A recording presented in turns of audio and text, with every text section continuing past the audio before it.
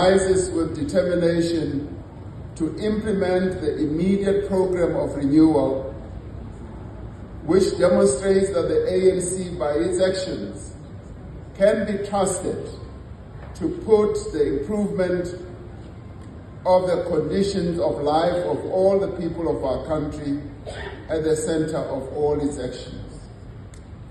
The conference made the fundamental point that for the ANC to be successful in transforming our country, in advancing the national democratic revolution, it must embark on a journey of thoroughgoing renewal. Renewal requires that we reaffirm the organizational culture and the traditions of the ANC as a movement that is rooted among the people, representing their interests, concerns, and aspirations. We require a renewal of values and ethics. We need to deal decisively